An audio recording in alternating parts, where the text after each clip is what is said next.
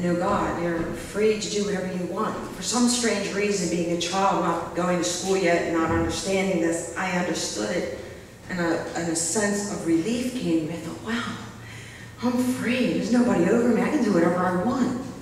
That was the beginning of things. In kindergarten, first grade, that was my sin, the sin of rebellion against authority, that I could do whatever I want. And I don't have accountability. I'm free. And it was the lie of the devil, actually, and God prepared a way. This was the road that he took me on. This is where he wanted to lead me. And if it wasn't for the grace of God to be with me since my childhood, I would have either been in jail or dead. And it was by his grace that kept me alive, kept me out of jail, kept me away from a lot of serious stuff. As a preteen, he led me to Revelation. That's where it all started. That's what piqued my curiosity. I wanted to know, because my aunt had these Bible stories for children. There was a lot of pictures in there. And I happened to pick the last book for some reason, and I couldn't understand why people were standing out of their graves, terrified, you know, and some were flying in the air. And I wanted to know what this was about, because I was brought up in a religion and didn't get into it. They didn't explain it, and I was hungry to understand what this meant.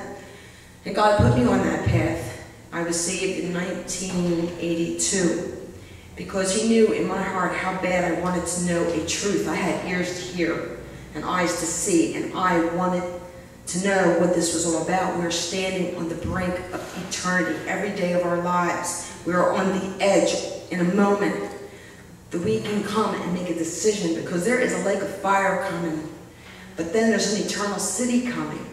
And God is giving us a chance and the opportunity, because he loves us and he doesn't want us to perish. And he wants us to know the truth in the Bible. He wants us to know this is the truth that Satan is hiding from us. There's a spiritual war going on. Yes, Jesus died on the cross to save us from sins, because God knows that's his counterattack. It's Christ. Because Satan caused something in the Garden of Eden. He blinded men's minds and their hearts, because he knows he's going to the lake of fire, and he wants to bring masses of humanity with him. Masses, that's what people have to understand. There is a spiritual war going on. This is where God has put my heart. This is what my attention is focused to all my life, and even more. And I have never told people what happened. That voice, those thoughts weren't mine. When I went to first grade and the nun says, oh, never going to learn about God, I gasped. I thought, God, what are you talking about? There's somebody over me? Yeah. But he's not a tyrant. And it's good to have somebody over us, because we can't control ourselves. Look at the world. We just don't have the capability to do this, and God has put it on my heart. And I said, well, what am I going to say? You know, I don't know how to put this, because we have a short time here. And he says, I'll give you the words. And I felt, you know, I was compelled to come up here and say this. No, I'm not crazy, and it wasn't a dream. There's a spiritual war going on, and Satan is out there, the father of lies. And he's telling you whatever you want to know in your head. If you believe it, you're a fool.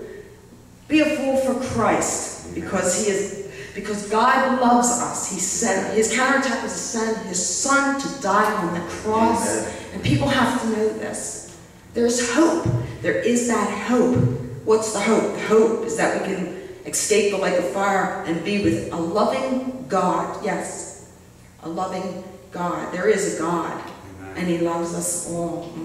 That's what I have to tell the world.